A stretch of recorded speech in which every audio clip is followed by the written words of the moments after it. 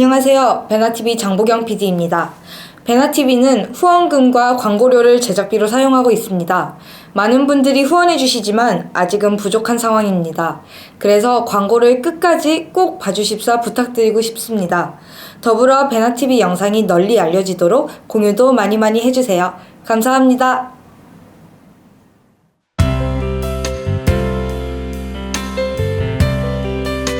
네, 안녕하세요. 배나학당 2회가 시작되었습니다. 배나학당 2회 저는 이제 1일 반장이고요. 이제 부반장으로서 이제 신지성 씨가 있습니다. 네. 오늘의 주제는요, 간첩 없는 나라는 나라가 아니다 라는 주제를 가지고 진행해 보도록 하겠습니다. 오늘 게스트로는요, 김길선 선생님 모셨습니다. 네, 선생님 안녕하세요. 안녕하세요. 또 만났네요. 네. 네, 선생님, 선생님께서는 이제 황장혁 선생님의 이제 그 비서로 계셨었잖아요. 근데 황장혁 선생님께서 우리나라에 이제 북한 간첩 5만 명이 이제 활동한다고 말씀을 하셨어요.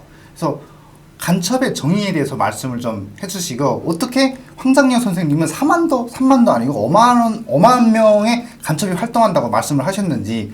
네. 간첩은요. 네. 첫째로 모든 간첩은 애국자가 돼야 돼요. 네. 국익을 최우선하는 애국자가 돼야 돼요. 그리고 그게 제일 처음이고, 나머지는 신체 조건이고 네. 이건 다 부차지고 얼마든지 가공할 수 있고 재채워놓을 수 있지만은, 그래서 어느 나라도 간첩을 선발할 때 그렇게 심중한 이유가 거기에 있어요. 애국자가 돼야 되는 거예요. 그래서 간첩이란 뭐 좀 시시해 보이지만은 직업으로 볼 때는 간첩이 제일 존경스러운 거예요. 나라의 눈과 귀가 돼서 대상국에 나가서 모든 국익에 필요한 정보를 가져오고, 그 얼마나 멋있는 직업이에요. 그렇죠. 네. 네. 간첩이란 지원을 안 할게요, 어느 나라도. 그렇죠. 그래서 근데 황장엽 선생님께서 5만 명이 이제 한국에 존재한다라고 그때 발언을 하셨는데, 그 발언의 근거는 어떤 거였나요? 모르죠. 그렇게 많다는 뜻이겠죠. 아. 나는 5만, 6만 그 어떻게 숫자로 셀 수 있어요? 그 비밀 문제이기 때문에. 선생님 계실 때는 90년대잖아요. 그렇죠. 90년대부터 2000년. 그러니까. 네. 근데 그때 당시에 5만이면 네. 지금은 더 늘었을까요? 더 줄었을 것 같아요. 네. 개인적인 생각으로. 선생님은 어떠세요? 그때 당시에 만약에 5만, 90년대 후반에서 우리가 간첩도 부류가 있어요. 네. 고정 간첩, 그다음에 이동 간첩, 피스톨 간첩들 이게 다 있잖아요. 그쵸. 모든 게 다 네. 있죠. 간첩도 뭐 연락 것도 있고. 간첩이 줄겠나? 그럼 매수 간첩까지 다 들어가면요. 내가 아차 하는 순간에 내가 간첩이 될 수도 있는 상황이에요. 모든 나라가 매수될 그렇죠. 수도 있고, 네. 현지 매수도 그렇고. 간첩이 그 번년의 간첩의 직업적인 그게 변질되면서 매수도 더 많이 될 수도 있고 그러는데, 간첩은 대한민국에 내가 간첩인지 모르고 간첩질하는 사람도 많을 거예요. 내가 지금 간첩 행위를 하는가? 스파이니까. 예, 모를 거예요. 여기서 북한의 간첩 역사를 보, 우리가 이거 뭐 미국 간첩론 할 것도 없고, 우리 북한 간첩으로 봅시다. 남한 간첩은 용감하게 들어가 있겠나 그 생각을 좀 해봐요. 예, 인적 그게 한계가 분명히 있겠는데, 그럼 저 체제가 원래 간첩 잡아내는 데는 똥다리 뜬 놈들이거든요. 그러니까 이제 북한의 간첩 역사는요, 1930년대부터 시작된 거예요. 네, 우리가 그렇죠. 봐요. 네, 김일성이 네. 빨치산할 때부터. 네. 김일성이가 빨치산할 때 소년중대를 거느리고 다녔어요. 네. 다 알죠? 빨치산 네. 소년중대 얘기. 뭐 아동단원이라고 하는 네. 아동단이라고 하는 이제 소년단 애들 많았어요. 키워가지고. 있잖아요. 그건 아동단원이고, 네. 비밀 그건 순위가 아동단원이고, 네. 소년중대, 아. 그 전제고아들, 네. 이거 갈 데 없는 것들이 빨치산 따라다니는 애들이 한 30-40명이 있어요. 네. 그 만산 아동단 이야기도 다 걔들 얘기예요. 그렇죠. 네, 그거 아셔야 돼요. 김일성이가 37년, 38년도, 39년도 경에 일본 토벌이 너무 들이닥치니까 얘들 계속 끌고 다닐 수가 없은 거예요. 그래서 로행물들, 일본 네. 군반지요, 뭐요, 뺏은 돈 해서 똑같이 나눠주고 얘들 풀어놓은 거예요. 너희 마음대로 뻗어나라, 이 돈으로 살면서 너희 나라가 해방된다면 다 나를 찾아와라. 단 조건이 하나 있다. 가서 다 자리 잡아라. 그런 거예요. 이거는 정확한 팩트입니다. 네, 이건 내 네. 말이 아닙니다. 왜 김일성이가 이걸 구상했는가? 바로 국공합작을 보고 한 거예요. 아, 중국의 공산당, 국민당 국공합작 회담을 쭉 보면서 국공합작은 장개석이하고 못했던 그 공산주의가 했지만은 그 밑에서 움직인 공산당 간첩들이 그렇게 많은 거예요. 그걸 보고 멀리 내다본 거예요. 거기서 중국에서 훈련받다 나니까 그때부터 간첩이 나갔는데 그때 나가서 해방 후에 많은 애들이 김일성을 찾아 들어갔어요. 그때 나갔던 애들이 캐나다에도 나가고 싱가포르에도 나가고 남한에도 나오고 그다음에 저 러시아에도 나가고 전 세계 각국에 퍼져 나갔는데 그걸 다 관리했어요. 그 김일성이가 뭐라 그러냐면 얘들은 네 대만 하지 말고 자식들도 다 간첩으로 길러라. 그래서 얘들도 지금 간첩으로 다 있을 거예요. 한국에 온 애들 2대 3대 간첩으로 있을 거예요. 그야말로 확실하게 뿌리를 잡은 거예요. 정말 무섭네요. 선생님, 그렇게 첫째예요. 선생님 그런데 이제 간첩의 종류는 굉장히 많다고 네, 생각이 네. 되는데 이제 북한에서 이제 남한으로 내려보낸 간첩의 종류는 한 어느 정도 어떤 간첩들이 있을까요? 피상적으로 봐도 고정 간첩이 있겠고 네. 이제 말하듯이 해방 전부터 묻혀있던 네. 망이 있을 거고 그 다음에 6.25 동란 때 많이 들어왔죠. 네. 여기가 정리되기 네. 전에. 거의 뭐 태백산 빨치산이요 지리산 빨치산 다 간첩들이 지휘했다는 건 알죠? 그렇죠. 주체가 돼가지고. 네. 그 들어온 게 있고 그 다음에 6.25 이후에는 60년대 70년대부터는 양쪽이 다 주민등록 정리가 들어가기 시작했기 네. 때문에 그때부터는 잠복하기가 힘든 거예요. 그때 대표적인 위장 간첩이 이선실이 같은 게 거기 들어가는 거예요.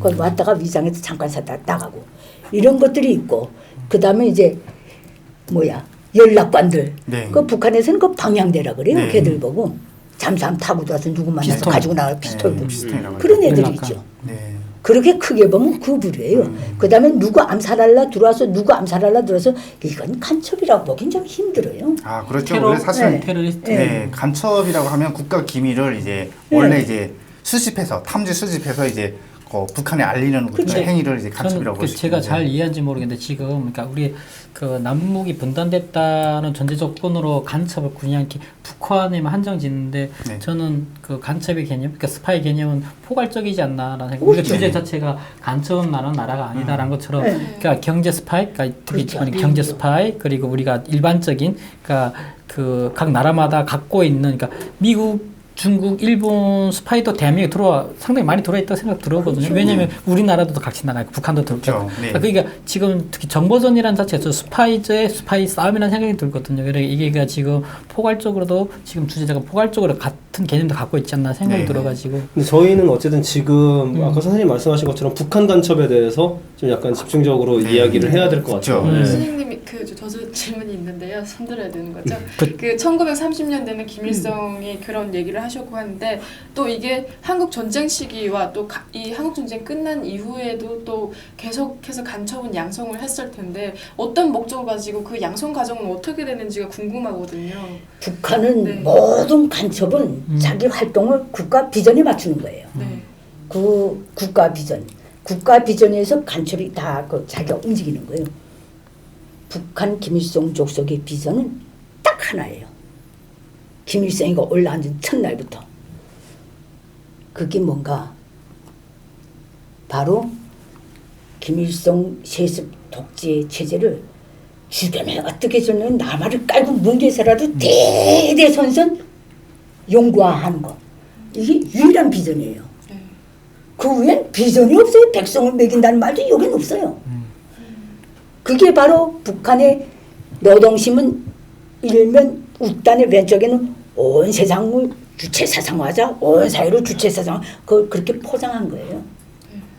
주체사상화 해가지고 주체 철학을 통치 철학을 하는 김일성 족속이 끊임없이 세상 끝까지 통치하게 세세년 이 외에는 어떤 중요한 비전도 북한에는 없는 나라예요. 거기서부터 핵이 다 나오고 모든 간첩이 거기에 다 복종하고 남조선 와서 이게 비밀 가져가고 한 것도 어떻게나 호시탐탐 약한 고리 매수해서 뭐 어떻게 하자. 김일성이가 간첩 활동에서 제일 매력을 느낀 게 제일 표본으로 공산 국가의 간첩 활동의 최고의 승리를 바로 국공합작으로 보는 이유가 거기에 있어요. 그 공산당과 간첩들이 움직여가지고 두 나라가 네. 그저 두세 이력이 손을 잡아가지고 계속 나가다 결국은 찢어졌지만은 그걸 너로 계속 한 거예요. 그 결과가 많이 나타났죠. 그렇죠. 오늘의 주제도 이제 뭐 간첩 없는 네. 나라는 나라도 아니다라고 네. 했는데 사실은 북한 간첩을 간첩은 보내지 달라요. 간첩을 보내지 않는 나라는 나라도 아닌 거죠. 나라가 이제 아니죠. 성립하기 위해서는 네. 이제 간첩들을 보내야 할 텐데. 지금 그러니까 여기 좀 주제가 잠깐 벗어날 수도 있는데 네. 그래도 좀 궁금한 거여가지고 네.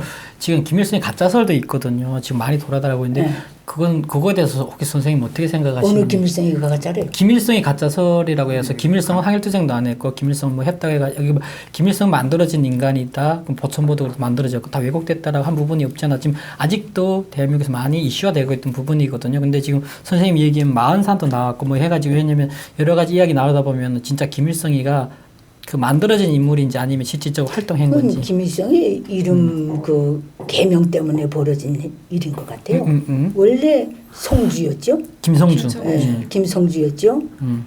그다음에 빨치산 할 때 김일성으로 바꿨어요. 한별도 있었고 김성주. 한별은 그건 북한의 그 북한에서. 작가들이 붙인 거고, 아 그렇군요. 예, 신격화하자고 붙인 거고.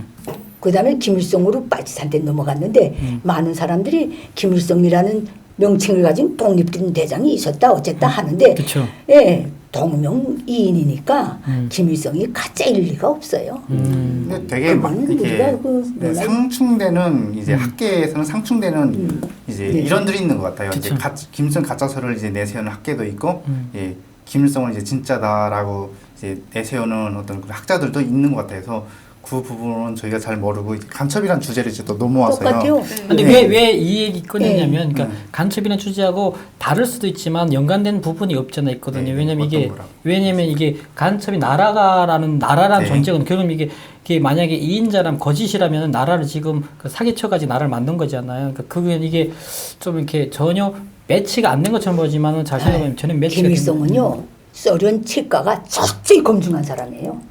근데 왜냐면 그게 근데 다리 없어요. 그 88 여단이죠. 그게 네, 자체가 88 여단. 88 여단 자체 스파이 여단이라고도 맞죠. 표칭하거든요. 네. 그래가지고 전혀 무관된 얘기가 아니라 연속성이 어느 정도 갖고 있지 네, 않나라는 그 생각이 들어가지고. 하나 이제 자기 괴뢰 국가의 지도자로 올려놓을 놈을 소련처럼 지독하게 테스트하는 게 없어요. 아 그래요. 네. 아 그렇기 때문에 걔는 뭐 그래서 테스트를 다 가지고 나온 거치고 나와서 거예요. 결국에는 소련이 지명해가지고 그렇죠. 그 대통령이 됐다. 네, 그래서 공산 지도자가 선생님 그 이제 김일성도 이제 그 스파이 이제 간첩을 내보내는 것으로서 이제 뭐 항일 투쟁을 이제 굉장히 중요하게 봤다면 이제 6.25 이후에 끝나서도 이제 굉장히 이제 남북이 스파이를 파견하는데 굉장히 많은 열을 올렸다고 해요. 그래서 1972년까지 북쪽에서 이제 실종되거나 이제 사망한 북파 간첩이 한 7,726명 정도가 된다고 해요. 북파 간첩만. 근데 위에 올라가는 거. 네, 근데 북한에서도 굉장히 많은 사람들을 내려보냈고 많은 사람들을 또 체포를 했어요. 근데 얼마나 많은 사람들을 내보냈을까요? 이제 뭐 무장 공작원 혹은 이제 무장 공비라는 이런 그런 비슷한 간첩 말고도 그거는 진짜 공허한 거예요. 내가 그 분야이지도 않은데 네. 그거 10,000명 추종할 수도 없는 문제 아니에요. 그런 거는 질문에 해당시키면 안 돼요. 우리가 뭐 아, 국가 네. 지도자급도 아니고 그거 뭐 네. 그러면 북한의 영화 붉은 단풍잎이라는 네, 영화 네, 있잖아요. 첩보 봤어요. 영화. 그리고 네. 이름 없는 영웅도 첩보 영화잖아요. 그러니까 이 영화가 실제 사실에 근거해서 만든 아 영화. 이름 없는 용두는 아니고 네. 그 김정일이가 네. 그 17일 동안에 있은 이야기를 보고 아. 소련 예술 영화 아. 우리도 저런 그 17 동안 매타부작 있으면. 저런 영화를 한번 만들어 보라 해서 나온 거예요. 그러나 붉은 단풍잎은 실존한 인물이에요. 성시백이라고. 송시백이 뭘 실존한 종합명이라고 네, 있는. 근데 장학명은 어떤 사람은 맞아요. 그거 학교 출신이 그냥 한국에서 우사로 활동하면서 첩보 활동했다고 하는데 그게 진짜 맞나요? 그게? 성시백을 모토로 만들었다고 들었어요. 성시백을. 그 네. 가문은 제가 잘합니다. 아. 네. 붉은 단풍. 네. 그뭐 성시백. 성시백이 황해도 사람 출신이에요. 황해도 출신이고 저 주울레 밑에서 간첩 훈련을 받고 아 줄레. 아. 주울레 소련죠. 그다음에 이제 장개석이한테 넘어가서 간첩 활동을 했어요. 아. 그랬다가 전쟁이 해방되자마자 김일성이가 주도기를 통해서 지금 88여단 정치위원회도 중국 사람인데요. 주울레 동지에게 사람 한 명을 좀 추천해달라. 우리 남조선 혁명을 해야 되지 않겠는가. 해방은 했다는데 절반짜리 땅에 들어간다는 거예요 지금. 미군이 있고. 그래서 손바닥 넘겨진 게 성시백이에요. 김일성이한테. 그러면 성시백이란 그 사람은 결국에는 그 중국 스파이였다가 결과적으로는 주얼레가 김일성한테 넘겨가지고 넘긴 김일성이 거예요. 스파이가 됐다. 네. 아, 그건 스파이라고 스파이죠. 네. 성시백이가 46년 3월달인가 4월달에 북한으로 들어왔어요. 그 몰래.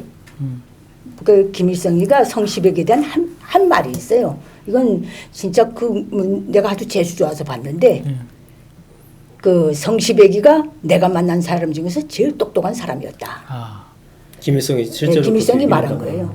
그다음에 식견이 장난이 아니라는 거예요. 그다음에 이제 내 밑에서 남조선 혁명을 하겠다 했다. 그러고 이제 정보망을 어떻게 설치하고 돈 자금 조달하고 어떻게 하고 이걸 우리는 사나우를 김종숙이 차려준 술상 앞에서 논쟁을 했다는 거예요.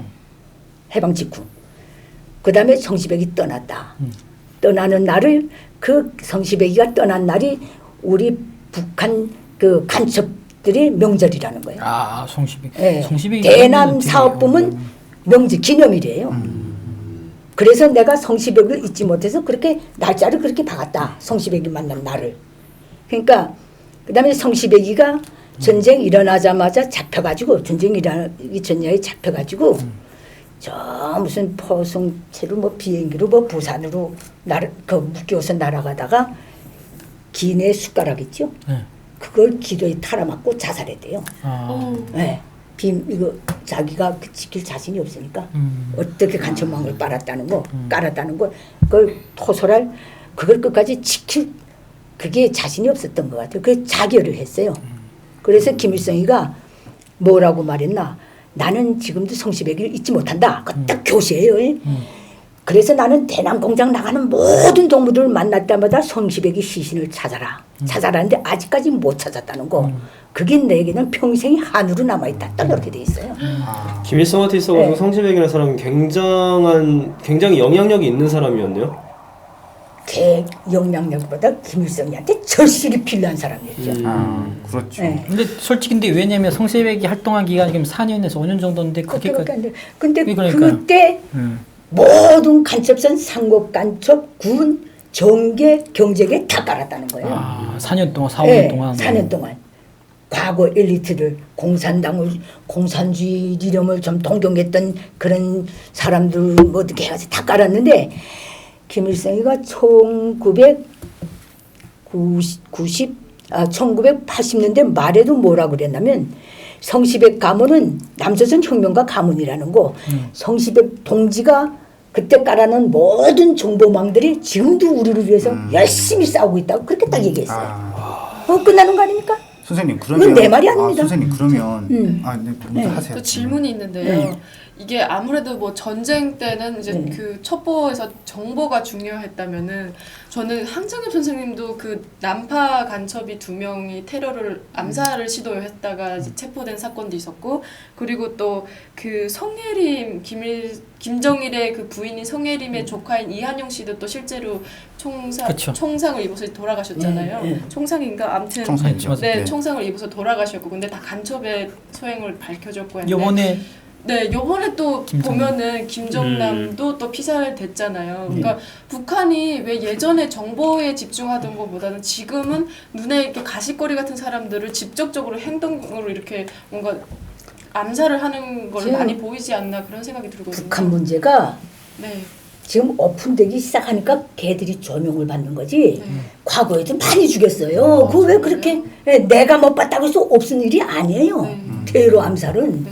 멀리 볼 거 있어요. 아웅산까지 쫓아가서 폭파에 치웠는데 그건 뭐라고 봐야 돼요? 근데 이제 그건 다 있죠. 그런 사람들은 이제 테러리스트라고 보고 이제 간첩이라고 보고 데는 이제 기밀을 이제 네. 탐문하고 수집하는 간첩하고 사람이니까. 다르죠. 그럼 선생님 지금 현재 전투원들이죠. 네, 손들어야 같은데. 네, 지금 한지 안 서네 이게. 길이 안 서네. 지금 현재 사실은 이제 그 간첩들의 예. 많이 있을 거잖아요. 지금 간첩들의 역할은 뭐가 될까요? 현재 사실 저 같은 남한에서 태어나가지고 남한에서 사는 사람들은 에이 지금 이 세상에 간첩이 어딨어라고 얘기할 수도 있거든요. 사실 다 저희 같은 세대들은 그럼 지금 현재 간첩이 있다는 건 어쨌든 기정사실화 아까 말씀하셨으니까 지금 현재 간첩들의 역할은 아직도 정보 공유일까요? 아니면 대한민국 한반도에서의 북한 간첩이 무서운 이유가 거기에 있어요. 현재 내가 북한 간첩을 다루는 입장에서 수장이라면 글쎄 끊임없이 그자들이 그 북한 수뇌화가 시도한 것 남한의 정부를 친미 정부 아니고 반미 정부 그리고 그 뭐라구나 자기네하고 얼마든지 연합할 수 있는 정부 자기네 사상전 이 모든 게 먹힐 수 있는 정부 미사일 쏴도 가만히 있는 정부 핵실험에도 잘했습니다. 민족의 자산입니다. 하고 하는 얼치기들이 올라앉을 수 있는 정부. 여기에 제일 첫째 포커스를 맞추고 다 활동할 거예요. 네. 그 간첩 이제 네. 이게 네. 그 간첩들의 어떤 그런 활동 임무는 이제 김정일 시대랑 이제 김정은 시대랑 여전할 거라는 말씀이신가요? 똑같지요. 최근에 보여지는 양상들을 보면은 약간 언론이나 여론을 많이 이렇게 조작을 하지 않나라는 생각이 드는데 실제로 좀 민감한 질문입니다만 뭐 어떤 지금 이뤄지고 있는 그 집회들에 대해서도 이제 뭐 북한의 뭐 북파 이 남파 간첩들이 뭐 움직이지 않나 이런 소리도 있거든요. 그 안 가능성이 있다고 보시나요? 움직인 가능성 간첩이 기회를 잡아서 활동하는 게 간첩이에요. 기회를 잡아서 그 흐름에서 자기 목표를 향할 수 있는 틈바구니만 발견해도 간첩이 개입 안 하면 그 간첩 아니죠. 안 그래요? 걔 임무가 그건데. 그러니까 그러나 북한 간첩들도 어리석지요. 나는 대한민국을 믿어요. 선생님, 그러니까 저 이거 좀 민감한 질문입니다. 예. 그러니까 탈북민 중에서도 지금 간첩이 있다고 보시나요? 아이고 보시나요가 아니라 현실적으로 있는 거 아닙니까? 저는 있을 가능성은 있다고 아 생각합니다. 그래서 그다음에- 간첩으로 돌았다 네. 잡혀서 몇 년 동안 네. 조사 기간 있는 애들도 있는. 원정아 씨를 비롯해서 이제 원정하는 거 간첩 아니고. 간첩 그건 아니에요? 동네 보의원이 너 죽이면 상금 줄게 하고 오내고. 유호성 씨는 어떻게 생각하세요? 유호성이? 예. 유호성 씨. 유호성이 그 사건이 저게. 서울시 공무원. 야, 난 그 간첩이 아니다는 거 한국에서 그거 많이 변론합니다. 뭐 우리 나는 솔직한 사람 내가 틀렸다 했을 수도 있지만은 내가 북한에서 살아온 모든 거 북한에서 접했던 모든 그 보면 걔는 간첩이에요. 예, 그렇지 않고는 북한을 남한에서 화교. 고조하면서 근데 걔는 예, 학교 출신이거든요. 화교가 감시가 도심합니다. 북한이 제일 무서워하는 게 중국 간첩이에요. 아 그럼 60년대 70년대 눈을 발가매고 다 잡아냈어요. 그거 알아야 돼요. 근데 왜냐면 이게 유호성 씨 사건이 상당한 탈북민 사회에 상당한 영향을 줬어요. 왜냐면 그때 그 계약직이지만은 당시로서 이게 간첩이라 해가지고 계약직 자리도 탈북민한테 그때 처음으로 두고 한 사례인데 간첩이라는 이슈 때문에 계약직도 탈북민한테 또 안 주어지면서 그리고 탈북민 사회가 되게 싸했어요. 그리고 탈북민들 바라본 시선도 되게 싸늘했고 그래가지고 상당히 그때 공무원 준비하던 친구들한테 상당한 데미지가 컸어요. 근데 제일 안타까웠던 부분은 이 친구가 탈북민이 아니고 화교인데 신문을 속여서 지금 탈북민으로 가정에서 들어왔다. 이게가 그 자체가 얼마나 띠띠해요. 그러니까 왜 속이고 들어와요? 근데 탈북민으로 그 친구는 연세대도 들어갔고 탈북민이라는 그 타이틀로 그리고 탈북민으로서 모든 혜택을 다 누렸고 결과적으로는 화교라는 게 화교는 중국 사람이라는 그 한족이란 그게 탈로 우리가 나왔죠. 걔가 간첩인가 아닌가 기준은 명백해요. 남한에 고조하면서 북한의 마음대로 드나드는가. 북한의 마음대로 들면 한국까지 일사천리 들어오고 나가는 거 이 통로가 순조로운가 보면 간첩이다 아니다 딱 나오게 돼 있어요. 북한이 어떤 나라예요? 그렇죠.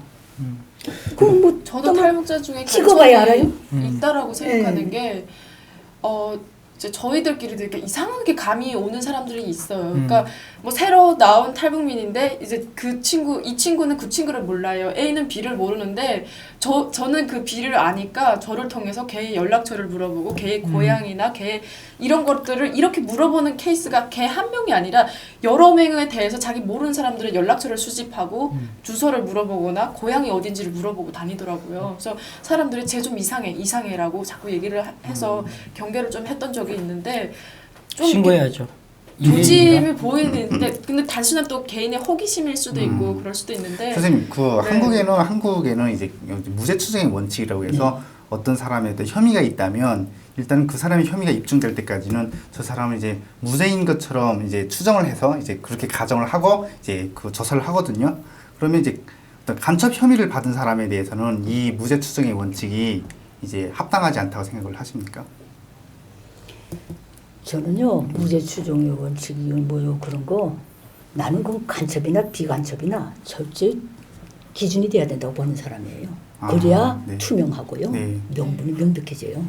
그만큼 조사기관에서 뛰면 되는 거니까. 네. 국가 세금을 월급 받아먹으면 그거 하라고 그게 있는데 그거 안 하고서 뭐 그렇게 하면 안 되죠. 나는 그렇게 보는 사람이에요. 근데 뭐 그럼 일단은 뭐 유성 씨 같은 경우에는 뭐 일단은 이렇게 재판 결과가 이제 뭐 무죄로 이제 나왔으니까 근데 저희가 보건대는 이분이 이제 그 이제 화계 출신임에도 불구하고 이제 탈북민으로 숨겨서 나왔다는 그것 때문에 이제 처음에 공부를 하겠지만은 걔는 니도 본 것 같아도 엄청난 손해를 봤어요. 네, 걔는 이제 굉장히 큰 손해를 봤죠. 네, 걔는 그 인생이 이제 끝난 거예요. 한국에서의 인생은 네. 그게 그저 고제는 안 받아도 네. 이렇게도 다 볼이 차려지는 거예요. 선생님 이거 네. 저 네. 질문 하나 이거 정말 어떻게 보면 되게 단순한 질문일 네, 수도 네, 있는데 그러니까 이거는 모르겠습니다. 뭐 아는 분들도 있고 뭐 모르는 사람도 있을 수도 있겠지만 종북 세력이라고 얘기하는 그 세력들과 간첩에 대한 차이점에 대해서는 설명을 해주실 수 있을까요?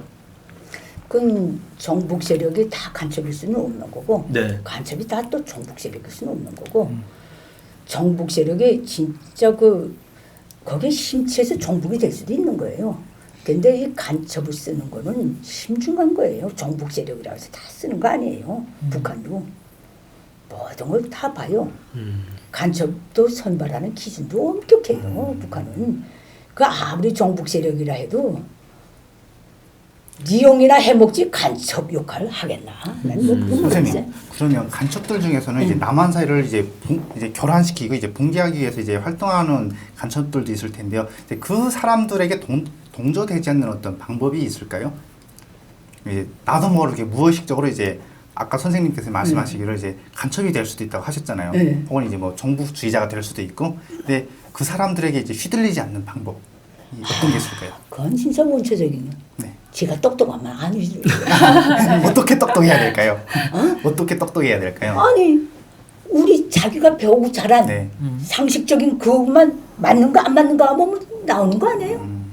근데 그거 어떻게 구체적으로 말하겠어요? 그 이제 북한을 추정하는 사람들 네.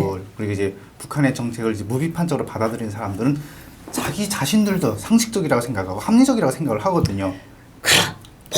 모든 사람들이 견해와 입장 움직이는 모든 네. 그 사람의 리상의 높이예요. 에? 받아들이는 지식과 그 사람이 꿈꾸는 리상의 높이예요. 네.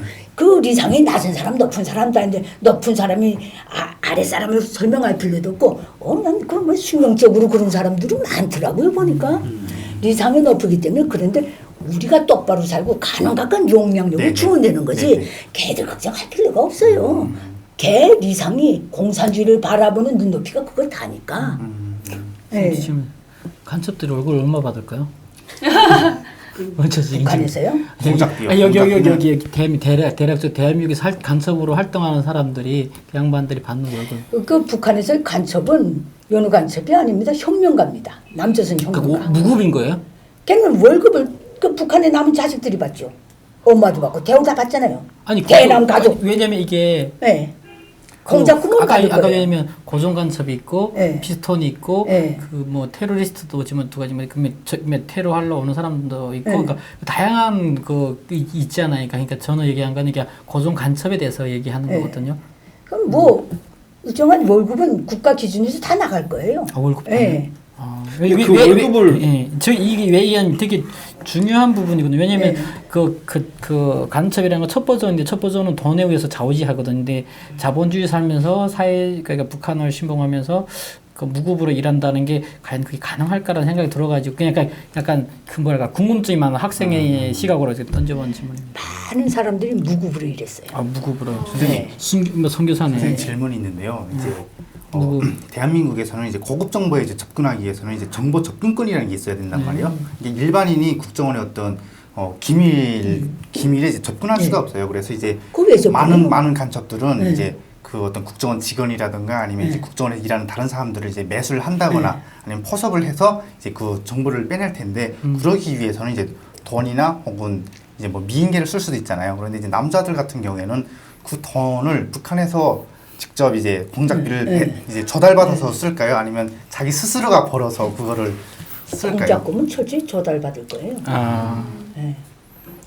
북한에서 어쨌든 준다는 거잖아요. 기본 공작금은 무조건 줘야죠. 그 국가가 운영하는 간첩인데 돈 안 주고 그 애국노동도 아니고 그건 아니죠. 그런데 이제 국정원 직원들 같은 경우에는 이제 받는 이제 월급이 좀 상당하다고 들었어요. 이제 굉장히 이제 중요한 일들 하시고 이제 힘든 일들을 하시니까. 근데 굉장히 많은 돈을 줘야 될 것 같아요. 이제 고급 정보를 빼낼수록. 근데 그 북한이 그렇게 그 정도의 여건이 되느냐? 그 정도의 여건을 그러니까 할까요? 네. 안 하죠. 혁명가라고 그러는 게 원인이 그게 있어요. 월급 안 주기 위해서 혁명가를 붙이는 거네요. 우리가 그저 딱 공작금 주고 선교사라는 네. 것처럼.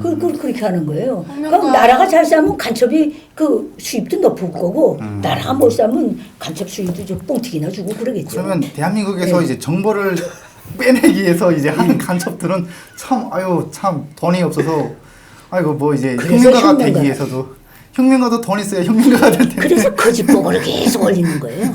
거짓 보고를 한다고요? 거짓보고요? 거짓보고하지. 그거는 반간이나 마찬가지잖아요. 반간. 허위보고는. 어서 비슷하게. 아, 그래 그 허위보고. 거짓보고 덕에 80, 90년대 초에 김영삼, 김일성 정상회담 그 거짓보고의 결과에 그까지 간 거예요. 아 김일성 김영삼 정상 그 김일성 김영삼 정상회담 한다고 만난 게 그랬잖아요. 아. 그 간첩의 거짓 보고 그렇죠? 거짓보고로 인해서. 간첩들이 뭐라고 말했나? 남조선 인민들은 당신 김일성 백두산 호랑이를 절절히 갈망하고 있다. 아. 서울에 어서 욕전에 내려서 백두산 호랑이가 왔다 하면 그 순간은 통일된 순간이나 같다. 아. 이런 식의 그걸 다 올린 거예요. 아니 저희가 배워본 데는 이제 뭐 응. 미국 전 대통령 카터가 가서 이제 네. 또 북남 이제 그 정상회담을 이제 중재했다고 이제 저는 배웠거든요. 자매 지금 배웠다는 거는 북한에서 어. 배웠을 때를 얘기하시는 거죠? 아니 근데 남한에서도 이제 카터 대통령이 와서 이제 중재를 했다고 이제 배웠었던 것 같아요. 카터가 중지해서 아. 결과물은 뭐가 있어요? 뭐 아니 결국은 이제 김일성이 사망해서 이제 안 되긴 내가 했지만 다른 나라 대통령은 저만의 욕을 안 하는데 네. 카터만은 한마디 좀 욕해야 되겠어요. 네. 시원하게. 에이, 그런 걷지도 않은 정권에 전직이군 후지군 가서 김일성 족속의 모든 악행에 네. 면죄부를 준 음. 첫 문을 연 사람이에요. 아. 난 그 카터 증오해요. 아. 그런 범죄 집단에 가서 네. 미국 대통령이랍시고 신호에 막 웃으며 시작다 그러면 김일성하고 돌아다니고 우린 또 얼마나 고생했는지 알아요? 카토가 거기 와서 돌아가는 기간에 집에서 나오지도 못했어요. 숨어 있으라 해서. 숨어 있었어요? 그럼 우린 되게 중심에 있었으니까 평양시 근데 중국 숨어 대통령 있으란 이유가 있었나요 혹시? 카토 지나갈 때 나오지 말라는 거예요. 김일성이하고 카토 지나갈 때는 길바닥에 나오지 말라는 거예요. 예전에는 왕이 지나가면은 머리를 조아리고 쳐다보지 말라고 그랬는데 아예 나오지 말라고 할 뭐 정도면은 약간 뭐 때에 따라서 이제 뭐 환영 인파를 이제 근데 어차피 저지를 그것도 해서 연습이잖아요. 할 수도 있고 예, 환영 인파는 다 물론 연습해서 네, 나가는 건데. 그렇죠. 카토가 네. 미국 국민한테는 어떻게 공로를 세웠는지 모르겠지만 최대 선진국 자유민주주의 본산지 대통령 출신이 그런 인권유린 국가 핵 범죄 국가에 와서 무슨 중재하며 하면서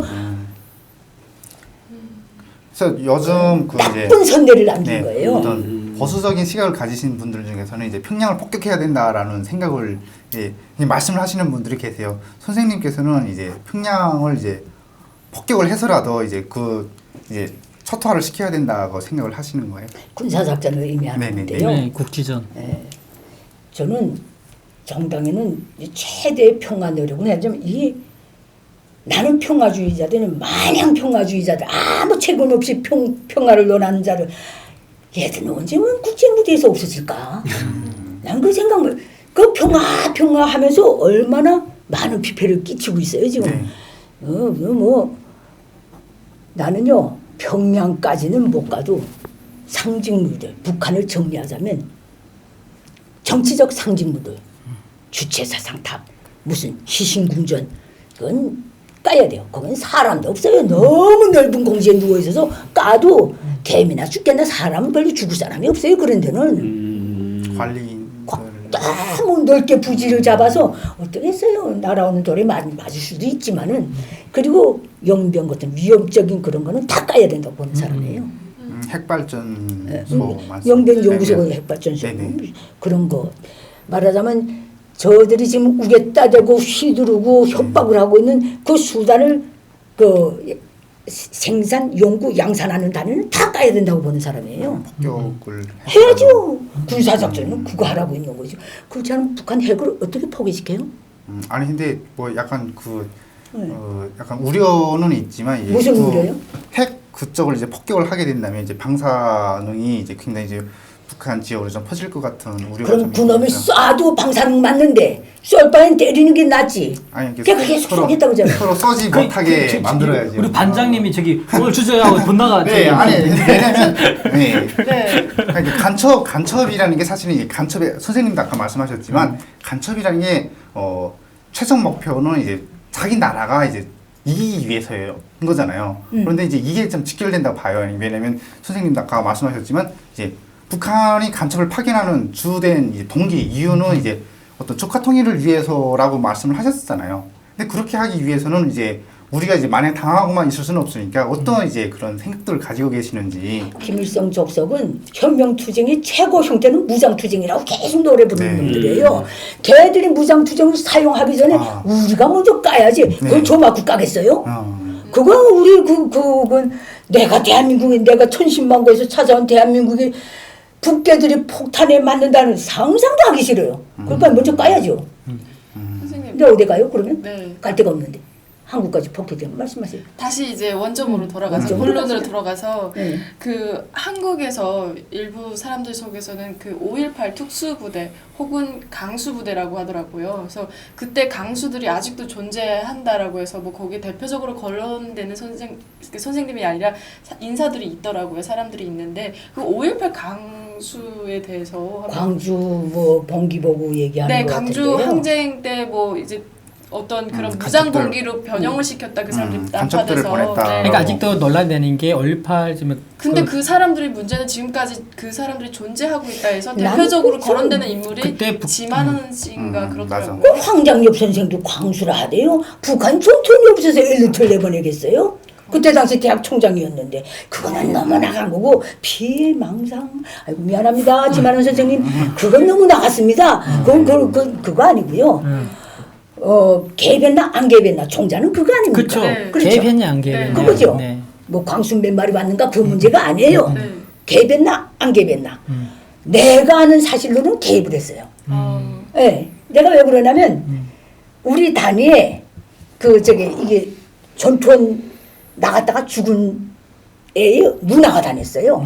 이 기가 먹고 그랬는데 어느 날 그렇게 죽은 다음에 뭐 불러서 장례식 다 하고 열사증 다 받았어요. 그게 광주 학생 광주 봉기 그 전에서 몇 달 후에요. 근데 후에 걔가 말하더라고요. 시체도 못 찾아서 너 그럼 묘지에 뭘 묻었냐? 묘도 다 있다는 거예요. 그 훈련 받을 때 유품을 놓고 묘로 봉분으로 만들어서 했는데 그 광주 나갔댔다 그러더라고요. 그 이상 사실은 근데 있어요. 제가 또 어떤 얘기 들었냐면 이건 그때 들은 얘기인데 그 김일성이 그런 얘기했다. 내가 가장 그 남한을 해방할 수 있는 좋은 기회를 놓친 게 광주 5.18 항쟁 때 내가 많은 이게 참여 못한 거에 대한 그게 자기가 그걸 소식을 접하지 못한 것이 자기 큰 통일 못한 그 하나 큰 길을 놓친 거라고 얘기했던 걸 제가 들은 적이 있거든요. 그런 말은 없어요. 지금도 그 강수가 아직도 남아 있다라고 그 사람들이 주장하면서 그럼 봤으니까 그렇게 주장하겠으니까 그런 말은 더 하지 맙시다. 네. 뭐 봉해전이요. 아유, 이제 말하듯이 김일성이 어느 기회에 놓쳤어. 다 해서 그 자가 공식적으로 말한 게 있어요. 6.25. 6.25 때 놓쳤다는 거예요. 그거야 뭘 빼도 박도 못하는 중국 중공군 100만 대군이 쓰러져 나와서 살려줬어요. 제가 그렇죠. 먼저 네. 나갔다가 하는 바람에. 자, 저희가 네. 시간이 벌써 이렇게 좀 흘렀네요. 그랬고 아유. 사실은 저희끼리만 이제 이야기를 했으면 정말 이제 뭐 계속 이제 이야기가 이제 뭐 뜬구름 잡는 이야기가 될 수도 방금 선생님 있었는데 말씀하셨던 거 이제 공회전이라고. 네. 그런데 이제 김길성 선생님을 모셔서 이제 이야기를 하게 되니까 굉장히 이제 속이 후련한 부분들도 있고 그리고 저희가 더 듣고 싶은 부분들도 있는데 역사 공부 시간적인 좀 제약이 너무 있어서 다음에 이제 김규전 선생님 다음 기회에 좀 더 모셔서 더 깊은 이야기를 좀 들어봤으면 좋겠습니다. 한 번 더 나오셨으면 좋겠어요. 선생님 이제 마지막 고마워요. 소감 말씀 정리가 필요한 너무 것은. 즐거운 기회고요. 네. 나도 이게 말씀하시는 거고 내가 앞으로 이 문제 이럴 땐 정리를 좀 하고 나가야 되겠다 그 생각은 좀 해요. 왜냐하면 나는 내 세계에서 살았기 때문에 네. 앞으로 많이 준비하겠어요. 대체적으로 파악했기 때문에 네. 대체적으로 어느 선에서 이건 나가야 되겠다. 그건 대체적으로 그래도 파악했기 때문에 저희들은 이제 네. 선생님의 말씀 때문에 굉장히 잘 이제 많이 배웠죠. 많이 배웠습니다. 저희 오늘 소감 네. 어떠셨어요? 예.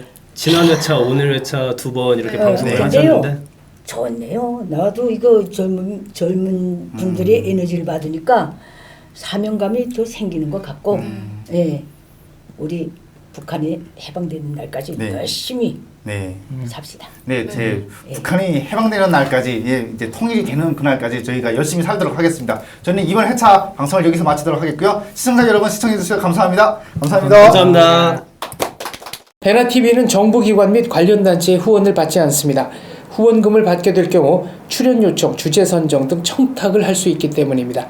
그래서 베나TV는 정부기관 및 관련 단체의 후원을 받지 않습니다. 베나TV가 지속적으로 프로그램을 만들 수 있도록 시청자 여러분께 부탁 말씀 올립니다. 시청자 한 분이 한 달에 1,000원씩 후원해 주시는 111 캠페인 많이 도와주시기 바랍니다. 그리고 후원해 주시는 여러분들 감사합니다.